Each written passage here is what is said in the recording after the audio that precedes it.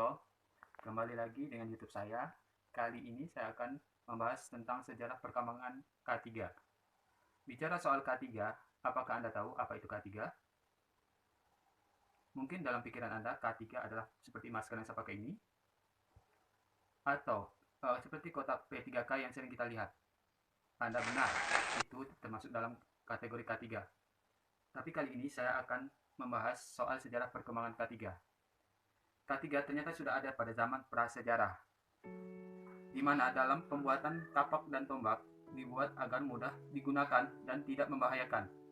Saat itu, para orang zaman prasejarah sudah berpikir untuk keselamatan dirinya. Dan saat digunakan dengan mendesain tombak dan kapak, umumnya dibuat mempunyai bentuk yang lebih besar, proporsinya pada mata kapak dan ujung tombak. Kemudian kita lanjut ke zaman bangsa Babilonia. Di sini bangsa Babilonia sudah membuat sarung kapak yang berfungsi agar aman dibawa kemana aja. Dan kemudian kita membahas tentang zaman Mesir kuno, di mana kita ketahui zaman Mesir kuno sudah banyak terdapat pembangunan-pembangunan yang dilakukan dengan menggunakan banyak pekerja, seperti bangunan-bangunan Mesir, Sphinx, dan lain-lainnya. Dan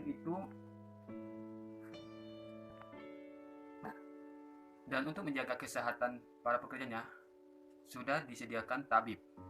Kemudian kita lanjut ke zaman Yunani kuno, di mana di situ ada tokoh bernama Hippocrates. Di sini dia telah menemukan dalam awak kapalnya menemukan penyakit tetanus. Selanjutnya kita lanjut ke zaman Romawi. Di zaman Romawi mulai dikenal adanya gangguan kesehatan yang diakibatkan karena adanya paparan bahan-bahan toksik dari lingkungan kerja seperti timbal dan sulfur. Dan banyak lagi sejarah perkembangan K3 dari waktu ke waktu. Dan sampai di mana saya juga akan menjelaskan tentang perkembangan K3 pada negara Indonesia, di mana sejarah K3 dimulai setelah Belanda datang ke Indonesia pada abad ke-17.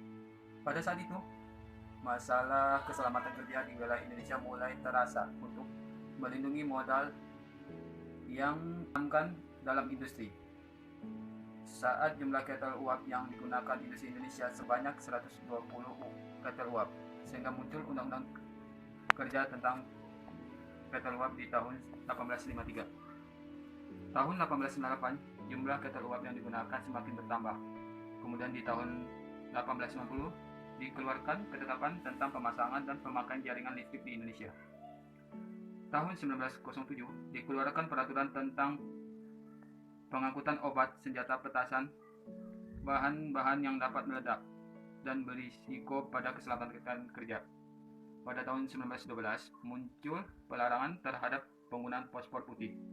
Di tahun 1916 Undang-Undang Pengawasan Kerja yang memuat K3 dibentuk, dan di tahun 1927 lahir Undang-Undang Gangguan, dan di tahun 1930 pemerintah Hindia Belanda merevisi Undang-Undang Ketel Uap.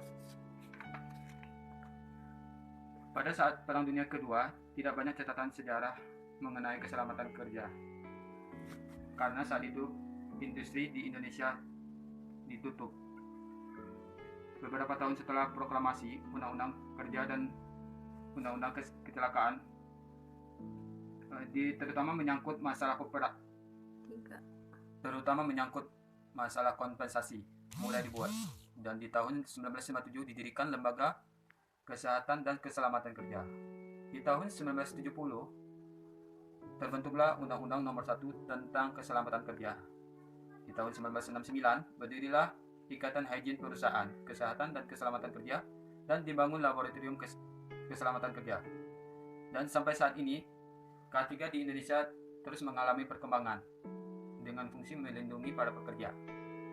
Sekian video YouTube saya hari ini.